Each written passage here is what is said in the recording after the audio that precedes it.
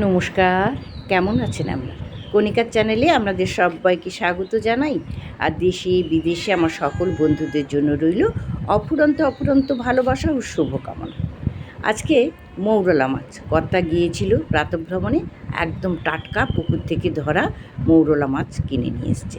আমি কিভাবে কাটছি দেখুন, কানকোটা কেটে শুধু মুখের কাছটা কেটে এই যে পিত্ত আর ভেতরের ওই কালো অংশটা বের করে দিলাম। আর ভর্তি ডিম, তাই ডিমটা রেখে দিলাম। আর একটু বেশি যদি কাটা হয় তখন ডিমটাই বেরিয়ে যাবে, জানেন তো বন্ধু।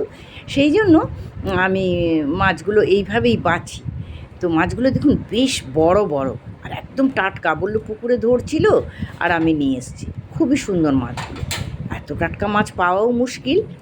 তো মাছগুলো ধুয়ে পরিষ্কার করে নুন আর হলুদ মাখিয়ে দিচ্ছি। আর এই মৌরলা মাছ এত বড় আর টাটকা, সত্যি কথাই। তো যাই হোক, মৌরলা মাছের আজকে রেসিপি করব, তাই নুন আর হলুদ মাখিয়ে মৌরলা মাছগুলো একটুক্ষণ রেখে দিলাম। আর মৌরলা মাছ যেহেতু আমি রান্না করব, তাহলে মশলাটা আগে পিষে নিই। কালো সর্ষে, সাদা সর্ষে, একটু নুন আর একটা কাঁচা লঙ্কা দিয়ে কিন্তু মশলাটা বেটে নেব। তো নুন হলুদ মাখানো যে মৌরলা মাছগুলো আমি ভেজে নেব। ভাজবো কেমন জানেন তো, হালকা করে ভাজবো। আসলে বলাই হয়নি বন্ধুদের, আজকে না মৌরলা মাছের বাটি চচ্চড়ি করবো, এত খেতে ভালো লাগে।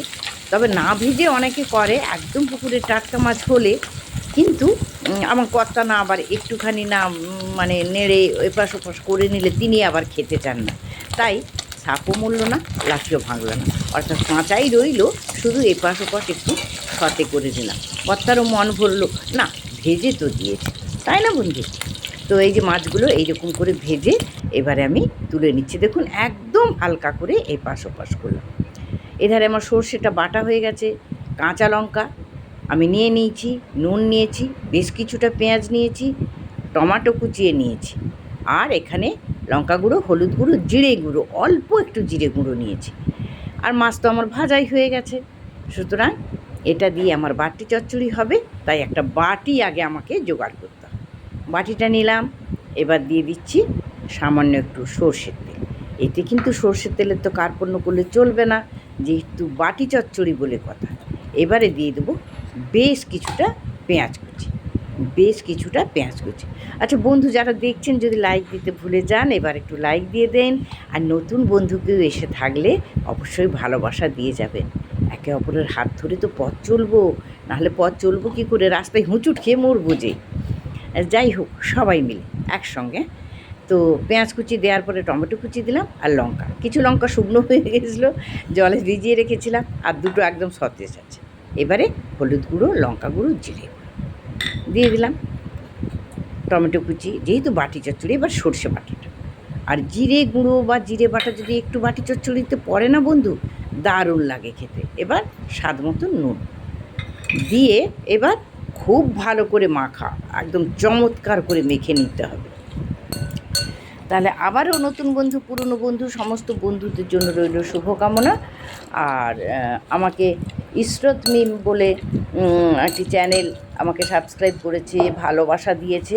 আমিও বলছি ইসরত, আমি তোমার ভালোবাসা পেয়ে আপ্লুত, তোমায় আমি কোনোদিনই ছাড়বো না, ভালোবাসা ভরিয়ে রাখবো তোমাকে। এবার দেখুন কি সুন্দর করে আমার মাখা হয়ে গেছে একদম। এবারে কিন্তু মাছগুলো দেওয়ার পালা, দিয়ে হালকা হাতে একটু নেড়ে নেবো।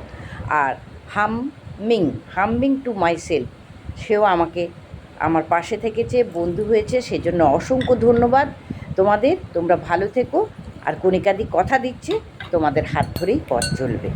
একদিন আধদিন হয়তো দেরি হতে পারে তোমাদের কাছে পৌঁছতে, মন খারাপ করবে না, কণিকাদি ঠিক পৌঁছে যাবে। আর না পৌঁছলে তোমাদের অধিকার আছে, জোরে টোকা দেবে, কণিকাদি কোথায় গেলে, এসো। হ্যাঁ, তোমরা সবাই থেকো কিন্তু আমার সঙ্গে বন্ধু, আর আমিও কথা দিচ্ছি তোমাদের সঙ্গে থাকবো। তো এইবারে তো মাছগুলোকে সেই মশলার সঙ্গে ভালো করে মেখে নিয়েছি, আর দেখতে কি সুন্দর হয়েছে বন্ধু, গন্ধে ম করছে চারদিক। এইবারে যেই কড়াইতে আমি মাছটা ভেজেছিলাম না, এই দেখুন একটুখানি তেল আছে, সেই কড়াইতে একটা কলা পাতা ফেলে দিচ্ছি। যেহেতু বাটি চচ্চড়ি করবো, তাই আমি বাটিতে না দিয়ে কলা পাতাই দিলাম। আর আপনারা তো সবাই জানেন যে কণিকাদিন রান্নাঘরের একদম ওপাশে গাছ ভর্তি কলা গাছ, ফুলের গাছ, গাছ ভর্তি, পুকুরের ঠান্ডা হাওয়া। এইবারে সমস্ত মাছ বাটি সমেত যা মেখেছিলাম সমস্ত কিছু কিন্তু দিয়ে দিলাম। এমনিতেই এখন থেকে কড়া থেকে ধোঁয়া উঠতে শুরু করেছে। আর এখন কিন্তু গ্যাসের ফ্লেমটা একদম মিডিয়ামে করে দেবো, আস্তে আস্তে করে ফুটতে থাক। আবার কিছুটা সর্ষের তেল দিলাম, দেবো ঢাকনা। তবে বন্ধু, আপনি আস্তে আস্তে করে করবেন তো, মাঝখানে একবার ঢাকনা খুলে দেখবেন। যখন হয়ে যাবে আপনি কড়াই থেকে আপনা থেকে কলা পাতা উঠে আসবে বন্ধু। কলা পাতা কিন্তু কড়াতে একটুও লাগবে না, আর কড়া পুড়বেও না। এই যে মিনিট মিনিট 5 পরে দেখুন কি সুন্দর ফুটতে শুরু করেছে। দেখতে ভালো লাগছে না বন্ধু? যদি বাটি কলা পাতা পান এমনিভাবে একবার করবেন তো, বাটি চচ্চড়ি দারুণ লাগবে। তো আবার একটু ঢাকনা দিয়ে দিই বন্ধু। আর দেখুন, ওই যে আপনাদের বলি না, জানালার ওপাশটা আমার কিন্তু চিমনি নেই বন্ধু।